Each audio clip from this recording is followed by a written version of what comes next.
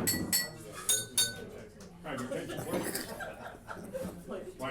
for rounding us up here on the glasses. I want to welcome everybody to our early fall Total Partners Luncheon meeting. We've got a lot of things to go over, and we have a lot of people today, some new people we're going to introduce. From my left over here, we've got the Iron Hawk Energy Group. That's an operator that we're looking at participating in a development in Osage County. Some of you, I'm sure all of you, at least from Oklahoma, are very much aware of Osage County. There's a movie coming out in October. It's kind of interesting about Osage County. But Iron Hawk principal, Sid Anderson, is the operating company. Charles Wickstrom, geologist and geophysicist. Next to him is Shane Matson.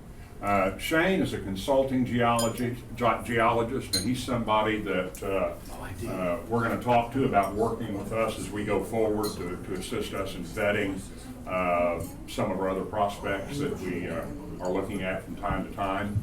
So we're going to be hearing from these guys today, and they've got a real interesting story to talk about, and it's a seismic-based prospect development, and we're going to get a complete presentation on that. But before we go forward, our CPA, and I'm not going to confuse Clayton this time with the geologist. Last time I introduced him as the geologist, and he's actually the CPA, our tax counsel, Clay Woodford. And in addition, we have a special introduction for somebody that's real important to me. For the second time since I've been doing this, my little sister Stacy Hager is here. Stacy is recently retired, 31 years with FINRA. FINRA is with the successor of the NASD, National Association of Securities Dealers. She was a senior examiner. She's one of these people that if you're a stockbroker, the last person you want to see walk through is a FINRA examiner. And she was the best of the best at what she did. She won numerous awards. In fact, they begged her to stay. She took early retirement and decided, after 40 years, to move back to Tulsa. So, anyway, we're glad to have her today. So it's apparent she got all the good looks. There you go. Last but not least, we have our accounting manager and the lady that sends you all your ACH deposits and checks, Teresa Molina.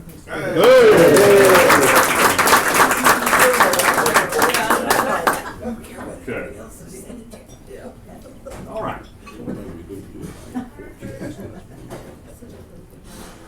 Okay, we're going to change horses here for a second. I'm going to call your attention.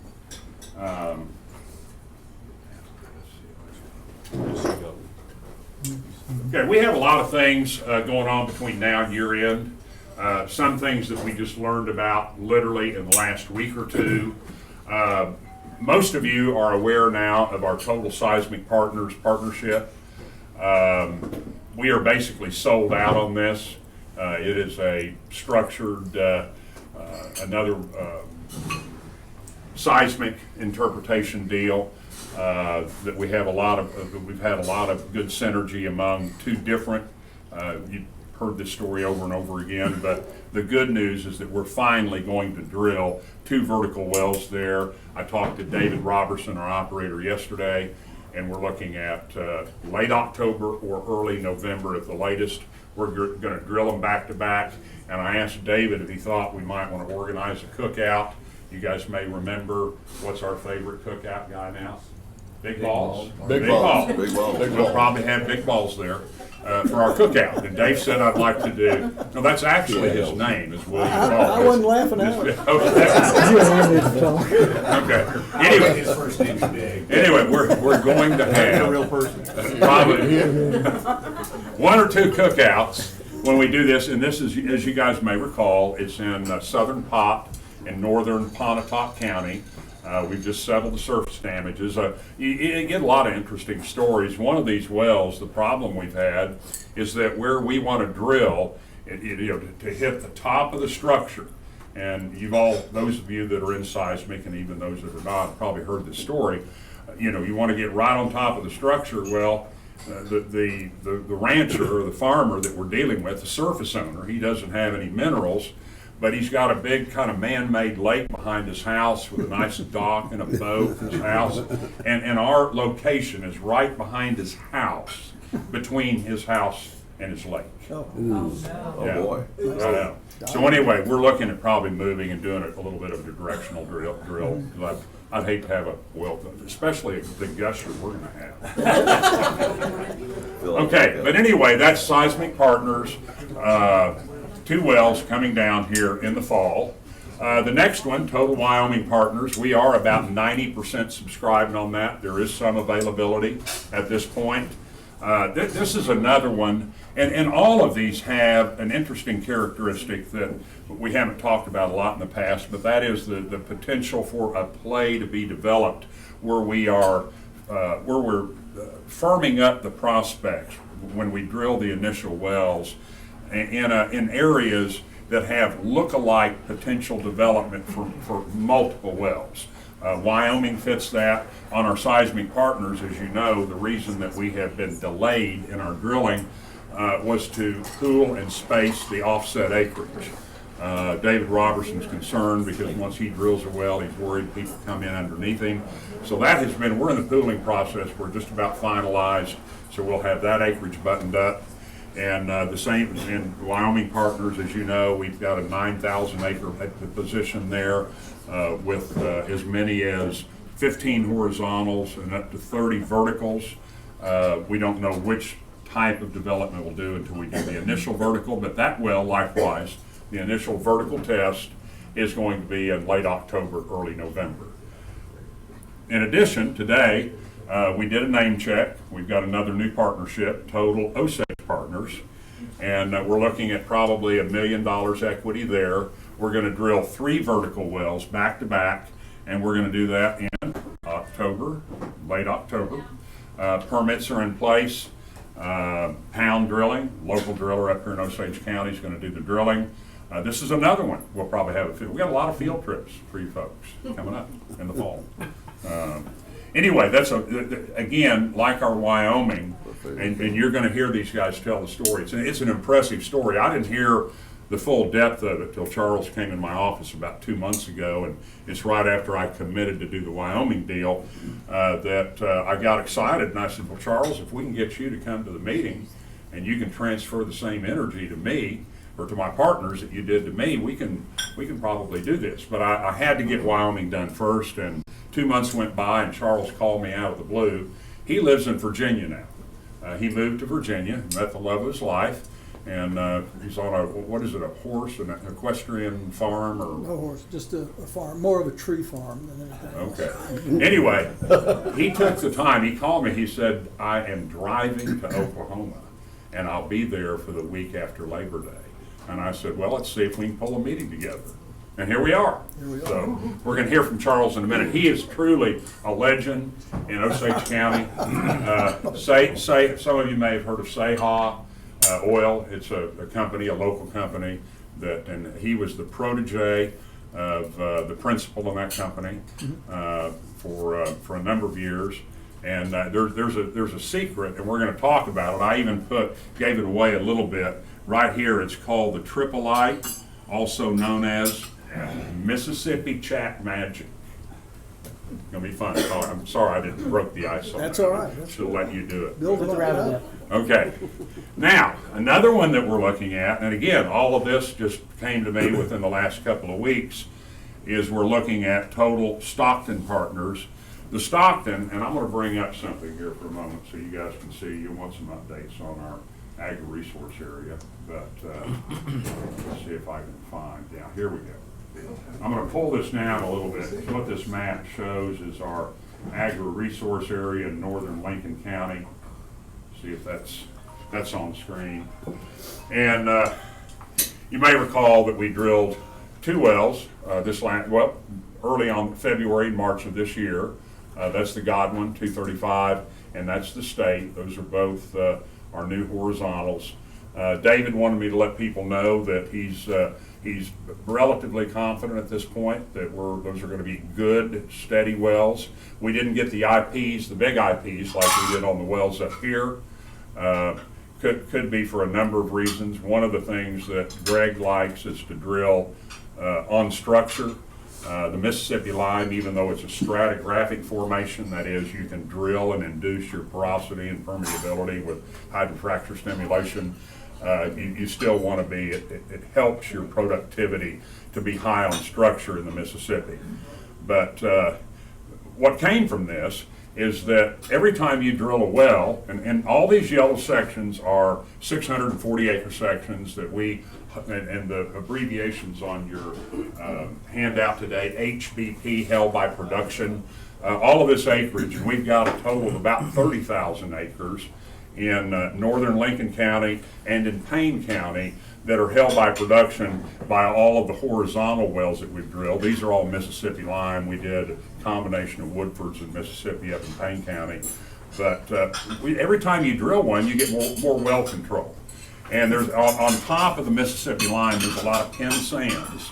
I'm not a geologist, but I've been around long enough and listened to them. And these pin sands, a lot of them are channel sands. And it's like, think about a sandbar in the river. If you drill over here, you hit water. If you drill where the sandbar is, you can be right in the heart of a prolific formation. There are several potential vertical Red Fork Wilcox plays in here. And every time we drill one, well, then when we drill this latest God one, and we've determined, and I'll show you that briefly here if I can find that particular. I don't want to take up a lot of time because we've got, there you go. You can see the channels. There's your channel sands. There they go. You can see the kind of vertical wells that have been made historically. 102,000 barrels, that's a Red Fork. 141,000 barrels and 316,000 MCF of gas right here. Well, you can see where that channel's running right there. We had a well over here that didn't do as well because it was on the edge. We had a well right here that was on the edge to the oil water contact. Here is the new well, and that well is on our list here is the Chris 135 vertical. They're going to drill that. Here we go again, October. We got a lot of wells we're going to be drilling in October. I don't know what we're going to do with this well yet because I just heard about it last week. It surprised me. The paperwork came. Do you remember that, Teresa? And we were going, what's this? Yeah. Sign here. But anyway, I talked to Greg Ripple. We are, while I'm thinking about it, going to have another meeting. We're looking at, if we get a confirmation on our date, I think we're going to do it here on November the 15th. That's a Wednesday, which is good for people that can come. On Wednesdays, middle of the week. But anyway, we may include this well in our total Osage partners. That would be additional diversification. And that's one of the things I talked about at the very top of our handout here. Diversification across multiple locations and plays, and that's what we have here. So we could also add this well. We haven't even talked about Stockton yet, but that's what we're going to do next. I'm going quick here because the meat of our program is coming from our Iron Hot guys. Any questions on this, real quick, on our? And there's, by the way, there's another one right down here that they want to drill after they drill this one. But the game plan is to drill that well. Hopefully, it's a 141,000, 102,000 producer, whatever. But after a period of time, several months, of course, we'll gain more well control here than to come back and drill another one down here, which again may be part of a program next year. But that's in the works, and there are a number of these. That's Robertson? This is Robertson, yeah. Greg Ripple is the geologist. But if you look at the bigger picture here, see, here's our agri-resource area. We've got, I think, 21 or 22 wells in there held by production. There's the low well over here, if you can see that. That's been a prolific gas producer. I think that thing's done 2 or 3 BCF now. There's a huge gas area all in here. This one, the reason Greg put this, that's just some structure lines, shows obviously there was a lot of oil production there in previous years. We drilled these 3 wells back in, I think it was 2012. These are in our TEPCAF program now, Total Energy Partners Consolidated Asset Fund. And they were drilled originally by Truevine, Mike Flowers, and that group. And these are Woodford wells. These have not been spectacular producers. They've been economic. They're still all producing. They are an economic unit. But they're holding this area by production. And we've been talking now for several years, and Greg's been talking because he is looking at this. See, we're on structure here. See these structure lines? So we come off, we also have all the infrastructure in place, and that is we can drill right off the Stockton pad, locations there. We have a disposal well already there, pipeline already there, 3-phase power already there, and we drill diagonally up dip into the Mississippi line. And Greg thinks that this kind of well can be similar to some of the better wells that we had in the, let me back it back down here if you look at it.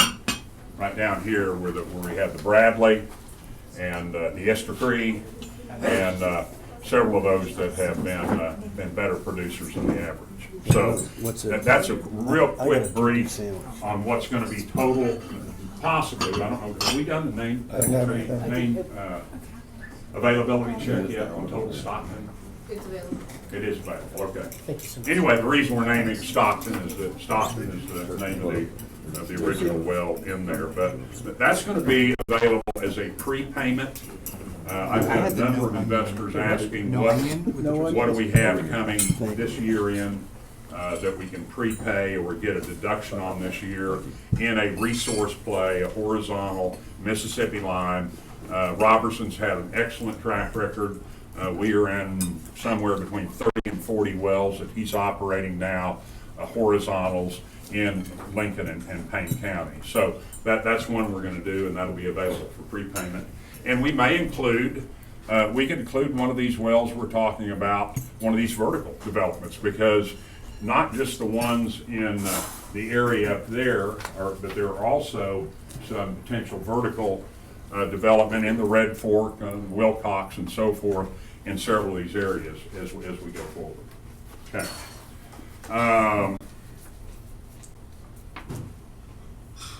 I made that note here about our acreage position, multiple other potential vertical wells. One of the things we've been doing in our consolidated asset fund, in fact, this goes for any of our partnerships where we own the minerals, the leasehold that are held by production, we are capturing value as we go forward, because when we drill a new well in these areas, we are reimbursing, we are paying for those leasehold mineral rights to the previous partnership. Most of these are now, the older ones are all in TEPCAF, so that's where we've been able to generate some pretty substantial cash distributions over the last 2 or 3 years. We've also been able to invest in some new production in some of these with, so we're bringing on new production in TEPCAF as well. Okay. I don't want to run out. I don't want to take all these guys' time. So let me see what else I had here today. Did anybody, changing subject here for a minute, I sent out a video late yesterday afternoon. The end is not near for oil or gas. Did anybody see that video or watch it? Okay, I think it tells a very realistic story about where we are today globally in the big energy picture, and there's so much negativity in many of the political circles and progressive circles about, well, we just need to move on, we don't need fossil fuels, we just need to do, everything needs to be electric and run off windmills. It's great, I mean, but it doesn't work. I mean, it doesn't. 80% of this world still runs on hydrocarbons, and it's going to be around, and in fact, he makes the point that hydrocarbons are going to continue to hit new demand highs, even though the political powers to be tell you that is not true. And that's what's curtailed the investment in fossil fuels. It's not curtailing, but what it's done for us is it's created exciting opportunities, and it's created circumstances and timing have created a huge opportunity now. And some of you may remember years ago when I first started, we got our first deal off the ground in '09, and I was a peak oil theorist. You guys may remember King Hubbert, peak oil, back when it was all conventional, and we thought we were running out of oil, and then all of a sudden the shale revolution occurred, and we realized we weren't running out of oil. But now we have a situation where the production is being constrained. The investment into oil development, gas development is being constrained politically, and they're telling the world that you don't need it. Watch the video and you'll understand. But what's that done for us? It's put oil hit the highest it's been this year. What, yesterday? $88 a barrel. That's WTI. I think we're going to see $100 oil again near term. And I think everything we're doing here and everything we're already in is going to become a lot more valuable. So that's part of the story that is going on here. And for those of you that haven't watched that video, it's only 25 minutes long. It's very entertaining. This guy, his name is Arjun. Had you ever heard of him before? Yeah, he's good. Yeah, Clayton, I believe, sent me that video. Arjun Murti, remember? This is the one I sent out yesterday. Yeah. Okay. You see what else I'm forgetting here? Shauna was supposed to be here, Clay. I was going to introduce Shauna. What happened? You got Clayton. Okay. You got Clayton instead. Yeah, we got Clayton instead. I'm not sure that's a good trade-off. Okay. Okay, guys, I'm going to introduce now Charles Wickstrom, and I think he's going to be assisted by Shane Matson. I didn't tell you the story about Shane. Tulsa is such a small town. Shane is the son of Tommy Matson. Tommy Matson is a guy I knew at Lee Elementary. Can't say that anymore. It's not Lee. It's Council Elementary. But anyway, I knew his dad. I've hardly seen his dad since elementary school. But here his son is, and he's our new consulting geologist.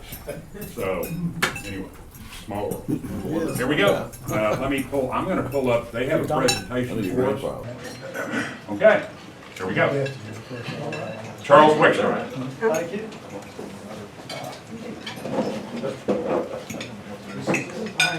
Joe Don Brave generated our logo. Next one, if you would. This project is located in Osage County.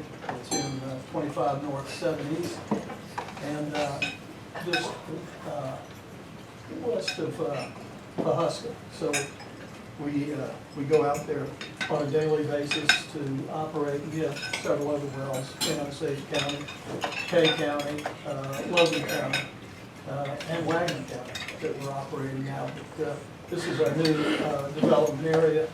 And can you speak up a little? sure. Yeah. Thank you. Sorry. Next slide, please. How we're located. Again, here's the project area, 25 North, 7 East. And all of these dark blackened circles indicate existing and or previous oil wells. It's a petroleum province of the world-class petroleum province. The giant Burbank oil field, Atlantic field, and the prolific Highway 60 trend that I'll reference again, which is principally this triplytic chat. The chat name itself is it has been so bastardized that it really has no geologic meaning. Tripolite is a rock type, and I'll explain the physical properties that make it our target, the reason you want to find it and not your chat, which has gotten a bad name in the industry. So, next slide. Again, the Highway 60 trend. Mississippian wells throughout Oklahoma. Some wells within the field are Mississippian, and we're going to be filling in the blank spot between this end of the Highway 60 trend and this extension comes from Ponca City all the way to past Pahuska. Next slide. An enormous amount of wells that have been drilled. There's down here at the bottom, I can't see it, but you can see you can find oil in a new area with old ideas. You could go out in 1890 and find oil seeps in a creek and drill a well. Or 1920, you could look at an anticline and drill a well. And that was the case until you become a well-developed and very mature province. And at that time, you can't find oil in an old area with old ideas. And that's where the seismic attribute analysis comes into play. So next slide. So Allred is the name of the lease, the landowner in Osage County. We're extending the trend. We have exceptional seismic reservoir potential for delineating the actual drill site. We have oil reserves from triplytic reservoirs that's 60 to 80,000 or more barrels of oil. We've got shallow drilling, 3,000 feet. We don't have any drilling hazards.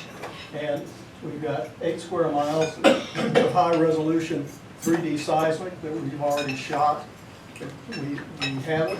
And we're able to identify not only our lease, but the potential to extend this development into adjacent leases, either through buying additional leases or through farm outs from producers, adjacent producers such as Ford Drummond. I was a friend of his father. He has expressed an interest in farming out to us to help develop his acreage. We have the drilling permits in hand, which is no mean feat. I'll give Sid the credit on that for dealing with the dotting I's and crossing T's that are required in getting leases from anyone associated with the federal government. So we are, once we have funding in hand, we are ready to commence, and we have already staked the wells, so we're ready to go. Next slide, please. Okay, standing on the shoulders of giants. Well, usually give acknowledgments at the end, but I'm going to give this talk, and I don't want you to get the impression that I invented seismic stratigraphy. I did not. In fact, in 1979, the paper of the year for Society of Exploration and Geophysics was titled Seismic Stratigraphy. Now, I happen to have the good fortune of going to work at a graduate school for Charles Oliphant. Maybe you know Charles or know the family. And he graduated from Harvard with a PhD in geophysics, undergraduate degrees in chemistry and geology. And in World War II, he was part of the radar research lab for Army Air Corps. He was instrumental in the teams that invented something called jamming, where you could jam the enemy's signal and save tens of thousands of American lives, Allied lives. So he comes back, goes into partnership with his dad, A.G., who I unfortunately never got to meet. Heard a lot of great stories about him. And they formed Oliphant and Oliphant. And Charles bought a seismic recording system, PT-100, which is, I started on it, and it's now in the SEG Museum here in Tulsa. So we've been doing this a little while. And we developed it, this Highway 60 trend, using seismic stratigraphy starting in 1955 with 100% data. Now, I don't know if you know the difference between 100% common depth point, and 3D. But 100% data, you have a data point every quarter mile. Yeah, every quarter mile you get a data point. So it's widespread. And one shot, you have no multiple folds. So it's very rudimentary seismic. But with that, he was able to develop the Highway 60 trend using 100% data. When I started with him in '78, and the first time I joined SEHA, we bought some, he trained me in the technique and the subtleties of seismic attribute analysis before that was named. And we eventually, in 1980, we acquired something called DFS5, Digital Field Services, 5th iteration of a recording system that allowed you to record a continuous profile on a line. You got one line, as long as you'd like, and a data point every 220 feet. That was an incredible upgrade from 100% and allowed us to identify more potential in the Highway 60 trend. So in 1995, well, I left in '86 along with everybody else. And in 1995, I returned to SEHA.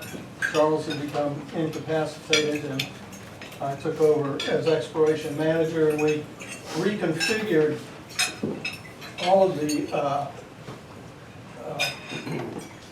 the DSF5. We have a total of 240 channels now. I don't know if you know anything about 3D seismic, but now a small shoot would be 2,000 channels. Well, I was able to reconfigure the equipment, and we redeveloped the field, again, the Highway 60 trend with 3D seismic. So in 2003, I hired Ron and Shane Matson, and they went on to redevelop the entire Highway 60 trend with horizontal drilling, and the rest is history. It's been very successful for SEHA. In the meantime, we took that same technology to the Illinois Basin and discovered 2 reefs that were very significant discoveries, 6 million, 4 million barrels. So it's been a great development for SEHA Corporation. Next slide, please, if you have it. Okay, the tripolite rock type. The type locality, if you want to see it, is in Tripoli, therefore the name. It's a unique, it is a hydrothermally altered limestone that is 100% silicate. When it was deposited as a limestone mud, it was 100% limestone, calcium carbonate.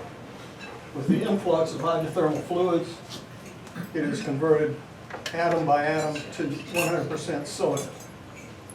It does all kinds of great things for you as a reservoir. It can create 35, it can even create 40% porosity. This is a rock, you cannot get that amount of porosity in a rock that is deposited grainstone. It has to be altered. And so we've got a low bulk density, low acoustic velocity, 10,000 feet per second. These are critical in identifying the acoustic impedance. It gives you a better reflection. And on top of that, it's encased in a high velocity shale, and underneath it is a very high velocity limestone. It's a perfect combination for seismic stratigraphy. It has very high storage capacity. This is a little petroleum engineering. You get a foot thick reservoir, and 1 acre foot will hold over 7,000 barrels. We have a rock that's 35% porosity, 50% oil. It has bound water, oil saturation. 13 feet thick is all you need. 20 acre spacing, and you drain 35%, you get a recovery of over 100,000 barrels of oil. So the oil in place, and this is primary storage, is very successful. We've been very successful in secondary recovery with equal volume in secondary recovery.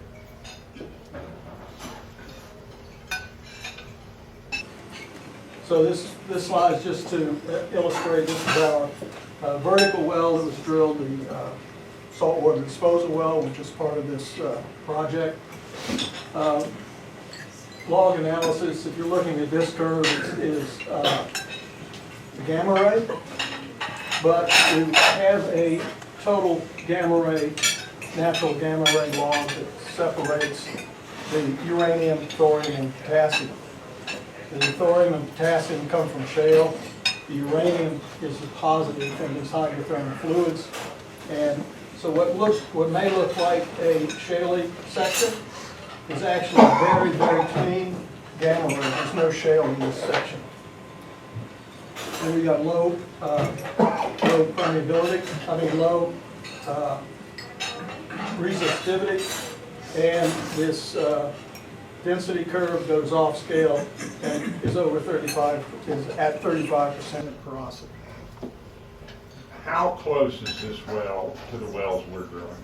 It's will be about, this is the 660 to the 990 from the north, about 990 from this. Okay, so we're less than 1,000 feet away from that well. Yeah, it's on. And this well, based on the analysis here, the porosity and resistivity and all that, would produce prolific oil. This well would produce, the good news is it's our saltwater disposal well, so we won't be perforating this well anytime soon. But that is a productive profile of a triplytic well. High porosity, low resistivity, which is good. It indicates very high porosity and high bound water. Doesn't necessarily move. And we've got great clean reservoir. So, next slide. Here's composite. Again, we've got the clean curve, and this is the same log but in color. And this shows the wraparound of the density going to 35% porosity. So this tells us we've got the triplite we want, and now we shoot the seismic and go forward. So what I'm going to do now is turn this over to Shane. I've actually hired Shane twice. And Shane comes by this he's genetically predisposed to find oil. His great-grandfather was George Matson, and the American Association of Petroleum Geologists award for the best paper presentation at their annual meeting is the George Matson Award, named for his great-grandfather. His grandfather, many of you know, Tom Matson, and they operate the Linpool field.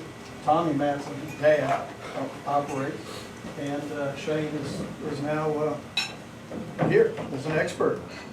Thank you, Charles. Despite my dad's desires, I ended up in the business, trying to push me as hard as he could in the 80s to stay out of it. Charles has hired me twice, but never fired me. Oh, should have said that too. So that's great. I had the good fortune, like Charles, of coming out of college. I finished up at the University of Arkansas in 2003 with my master's degree in geology, and came to work for Seha, which is at the time, I guess it's a fourth generation oil company, and incredibly technically sophisticated.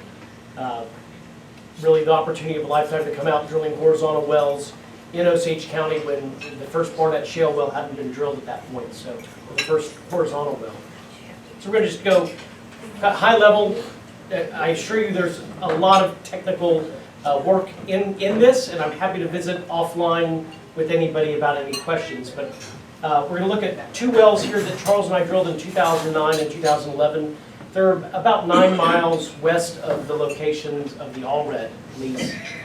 This is a little 1 square mile, section 18 of 25 north, 6 east. And I've got 2 wells here we're going to look at, the Wiles and the Wheat. They're hardly legible with this. But in this color spectrum, purple, so the chat, the tripolite, is present in about 35% of the area. And it's probably trapped in about 10% of that, meaning not everywhere you drill a hole or you go find the tripolite, and not everywhere where you find the tripolite is it going to be trapped. This Highway 60 trend is unique in that it's a stratigraphic pinch out of the formation. It's very high porosity, so you could imagine a layer of concrete, a layer of sponge, and a layer of concrete. The tripolite is that layer of sponge, so it's got a unique velocity, low velocity, and so we can see it seismically very well. In this color spectrum, purple is good tripolite, red and yellow are bad. You can see there's a dry hole right here, drilled with the yellow, so that went right from the Pennsylvania shales into the hard, dense Mississippi lime. That's the dry hole. Charles Oliphant pioneered the idea of shooting seismic first and then drilling. A lot of people would just prefer to drill. Historically, we put the risk on the front end by getting the seismic first. So we drilled the Wheat 1A-18, I think it was in 2009, one of the first wells I was at for Spyglass, which was the second time Charles hired me. And I've got a porosity log on this side and a resistivity log, and you don't need to get hung up on that, but very high porosity, 40% porosity, and really low resistivity. You know, an engineer would look at that and say, well, that rock is water filled, but the drill stem test was, flowing oil to the surface, and it came in at about 35 barrels a day, no water. We drilled about 1,000 feet to the east, found a little bit thicker section, another exceptional drill stem test. This well came in at 138 barrels a day, no water, so that was actually flowing up 7-inch casing. So the point here is that we've used seismic to identify areas that we are likely to encounter Mississippi chat, and we're on the right trend, and it worked. So we're going to now look at what those wells look like. So on the left, I've got the Wheat well. This is the basically taking the monthly production and putting a production curve to it. These 2 wells there's 3 wells on the Wheat battery. The estimated ultimate recovery is 191,000 barrels of oil and 0.43 BCF of gas. The Wiles well, which was the second well we drilled, there's 2 wells on that battery, and we have an EUR of 168,000 barrels of oil and 0.47 BCF. These are exceptional wells at about 3,300 feet in a very old terrain. City Service drilled the first wells out here in 1935, so we're still finding reserves using new technology and importantly, new techniques that are specific to that reservoir. What does a seismic line look like? So I've shown you a map of a seismic section. This is basically taking a piece of the earth out. You're looking at time, and depth going down on the y-axis, and x east-west here. The tripolite is this reflector here in green, and we do all sorts of, we just do 2 things really. We calculate the amount of energy going that way and going left, so peak and trough around that horizon to see what the total energy is a function of the thickness of the tripolite. This black line here is a peak, and that's the Oswego limestone, prominent producer out west in the Anadarko Basin, but for here, it's just a really good reflector for us to kind of hang our structural hat on. So moving into where we're going to be looking at, the 3/4 sections that Iron Hawk has leased are the southeast of 15 and the east half of section 22. And Canna, as Charles mentioned, drilled a horizontal well here going south to north. They didn't understand what they were doing, big company, and left an opportunity for us in their wake. So Iron Hawk acquired this asset several years ago. They've got the ability to handle produced water, which there's always produced water out here, which is great. Without the disposal well, you're just hampered on your operating cost. There's a little chat field here and a chat field over here. Moving into the subsurface, this is just a traditional subsurface structure map. So you all have probably seen these. This is a structure map on the Oswego, the Pennsylvania limestone, and this is a structure map on the Mississippian, the top of the Miss. There's a little dome here in section 23, a little structure, a little anticline, and it dips gradually to the west. Those are generated using well logs where you know what depth you hit, the Oswego or the Mississippian, and then you take that data and put an interpretation to it. Two geologists will have probably two different interpretations. Or four. Yeah. So what I've done on this next slide is this is actually the seismic that we've acquired, the 8 square miles of 3D seismic, and we're looking at the Mississippian, I'm sorry, this should have said Oswego, I apologize. An Oswego time structure map compared to the just subsurface control. And what you see is it is high to the east, so orange is high and purple is low, but there's also a ridge coming out here in between the southeast of 15 and the northeast of 22, setting additional structure for a trap of the reservoir. So we've looked at the structure of the subsurface. Now we're going to look at the actual chat magic, the attributes that we do to calculate around that horizon. And in this particular color, yellow is good chat and blue is poor. So it's flipped from the previous slide. And I've got a couple call outs to some wells. These two wells right here have produced 256,000 barrels. They were drilled in the 1950s. The Marsh, this well here, in 17. Right on the edge of this is yellow and red, so good chat, has produced 62,000 barrels. It was also drilled in 1956. The Marsh A1 IP'd at 45 barrels of oil, and it is right here on the very upper edges of this sort of red trend. It's made 73,000 barrels. Here's the area in focus for Iron Hawk's drilling development. A well to the east has had a production by itself of 126,000 barrels. So you've got production to the east, production to the west, and really you would have never been able to see this tripolite without the 3D seismic. So zooming in, what does that look like? So I've taken this area, this is section 15 and 22. This is the area that we're really focused on. The first 3 wells are these purple stars. The disposal well is right here. And these open circles with dots are the other, I think, 9 locations that we're looking at drilling. This is under lease, so there's probably another 4 wells in the southwest of the northeast of 15 to drill as well. So it's a field. It has a field scale potential. Shallow drilling, as Charles pointed out, there's no drilling issues in this part of the world. The rock is competent. We've been drilling successful wells here since about, I think, the late 1880s with H.V. Foster. And then a couple of bios, if you want to go through the bios. With that said, does anybody have any questions on, I mean, that's the most important slide. Yes? I was just wondering, you say you identified a tripolite with energy flow through it. Yep. Is the energy flow any different with oil in it or without oil in it? In this particular case, it's not. So that's what we call amplitude versus offset, AVO. And in certain places like the Gulf Coast where the rocks are not very hard, they're young, I mean they're still rocks, but you can actually see natural gas effect on the seismic. Here the rock is really old and super fast, so we've tried but to no avail.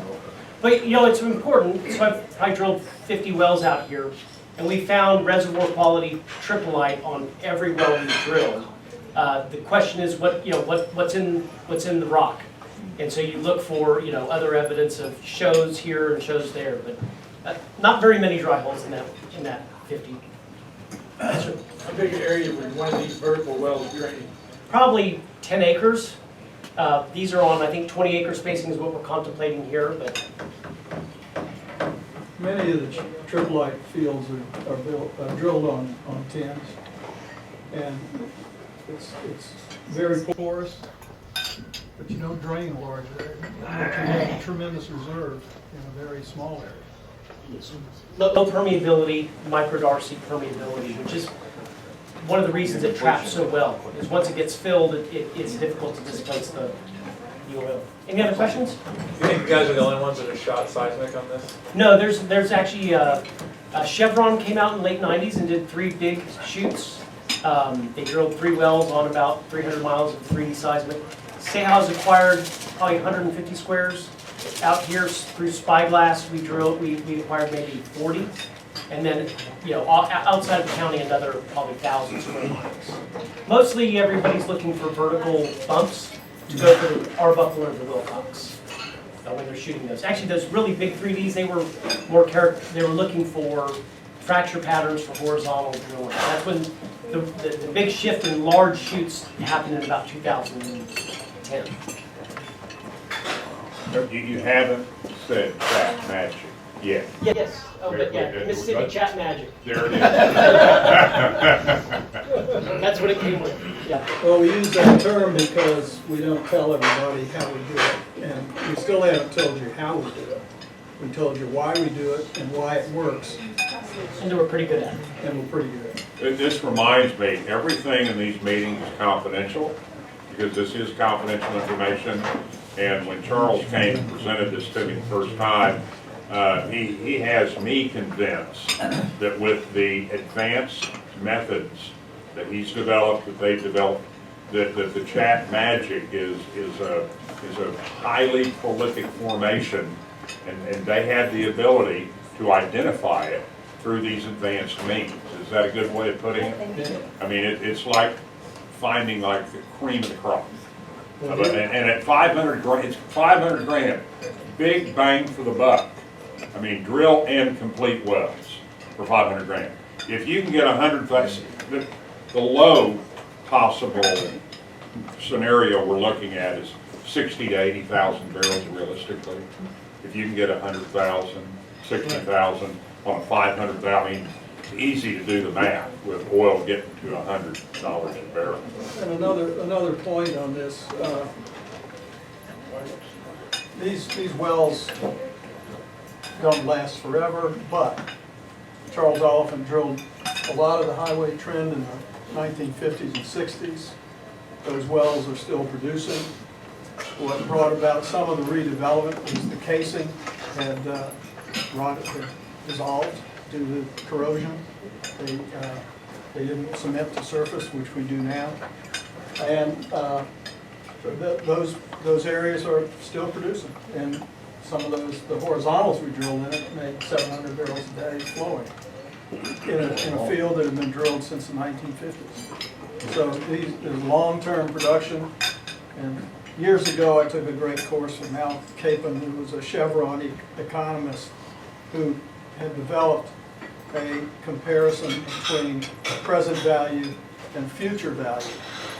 And the whole concept for Chevron to evaluate projects was, well, we can do this project that has a present value that's higher than this one, but project B will last 20 years longer than project A. Which one has the greatest value for a corporation? And I think that's what Charles Oliphant did also. As you could hold a 160-acre lease in Osage County with one well, that's what he did. He would drill one well, lots of other offsets, and he just kept that money in the bank, and that's why you have a 4th-generation oil company. So anyway, long-term reserve. Does it produce gas as well, or the Yeah. oil wells? Yeah, it's gas as well. So the gas to oil ratio here is about 1 MCF per barrel of oil. But the key is that the reserves we quote as barrels of oil are stock tank barrels of oil, not BOE. The produced associated gas is the bonus. We, on our lease, we have a gas pipeline in place. We have 3-phase power that we put in place. We put in the pipeline. We have a huge tank battery. production facility, and we'll be able to bring the production from these wells through a system of pipe back to the tank battery. So minimal tangible cost going forward. Lots of IDCs, and Clayton can tell you all the details of Clayton mentioned earlier in the meeting, if you guys didn't hear this, that we're anticipating as much as a 90% write-off on money that's invested in the total Osage Partners, which will be the development of these 3 wells. Another thing to notice or to consider is that much of what we've done over the last 10 going on 15 years has been in unconventional development, horizontal wells, very expensive, almost always make wells. I think our percentage track record is 95%, 92, 95% on wells we participated in. Vertical development has been elusive to us. We've participated in some verticals, some we've made wells with, a lot we have not. But the thing about conventional development versus unconventional, here's a multi-prospect development, and each one of them has the potential to be a 5, 10, 20, 30, 40 to 1 deal. You're not going to get that in a horizontal well. You're not going to have the horizontal wells. You can make a decent return, but you don't have that upside potential. Also, with as many wells as we're doing here, I think we counted 7 or 8 verticals between all the different stuff we're looking at here between now and year end. And with 7 of them being drilled in the next 60 days, we're going to hit something. You hit one good well, diversification. Okay? We hit one. Now, this guy's got me convinced that we're going to hit every one of them because this is triple-like magic chat. I mean, Is that a guarantee? You're actually surrounded by Mississippi production, and the key is getting to the best reservoir. That's what seismic does. So Charles, how many, is there any actual production on the leases yet? No, Well, no, these 3 leases are not being, are this not, horizontal is in the Mississippi line and will make probably 40,000 barrels, but they drilled it below the triple line. Is there a current horizontal? Right there. It's producing? Yes. yeah, Ken, we didn't talk about we are buying into the prospect with an existing producing Mississippi line horizontal. Okay. It's doing, I think Sid said, 17 barrels a day average, something in that Oh, it's neighborhood. not doing that, no, it's not doing that much. The well, will do somewhere between 8 and 10 barrels of oil a day and 250, 350 Okay. cubic feet a day. it's about 100 feet below the triple Yeah, line. but it's You not had a a question. triple line. Tell me how you decided vertical versus horizontal. The front end capital on horizontal wells can be destructive to the pocketbook. Yeah. And that's really, we moved, back towards the cost of drilling a horizontal well is just so much money before you get to look at the reservoir. There's no casing point election. You're just in. Which doesn't mean that after 2 or 3 successful vertical wells, you don't change your strategy and think, well, we'd be better off doing, a horizontal well. We know the reservoir's there, we know it's productive. And that's what we did on the Seha leases. And those were, I think we had, out of 19 wells, the average EUR was 185,000 barrels of oil.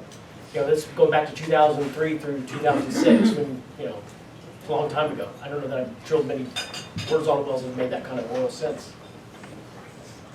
But anyway, vertical development, a lot cheaper, conventional, potential for big returns, and putting enough of them together, we're getting diversification across several different formations in several different areas. We've got vertical wells, Pot County, Pontotoc County, that are Wilcox and primarily Viola targets. We've got Osage County with the triple-ite. I just love to say chat magic. Okay. We've got Powder Basin in Wyoming, Powder River Basin with a very attractive vertical target there, in a proven development, in a proven zone that at 6,900 feet has enormous return potential with the vertical drill. So, got some exciting times coming. Anybody, we're getting close, we're almost on the money with 1 o'clock. We still have time for questions. Also, we'll be here, all the principals will be here after the meeting. If you want a one-on-one question and answer or discussion with anybody here, including myself, the geologist, the operator, stick around and we'll chat for a few minutes. John, unbelievable, but here it is 1 o'clock and we're on time. On time. Yeah, any other questions on anything we've covered? Guys, thank you very much for coming. As I mentioned, we're probably going to have another meeting, which will be updating. By the time we get to mid-November, we're going to know where we stand on a lot of this, and we will have the late fall meeting or the early winter meeting. We think we're targeting November the 15th. When's the barbecue? Well, we're gonna have several.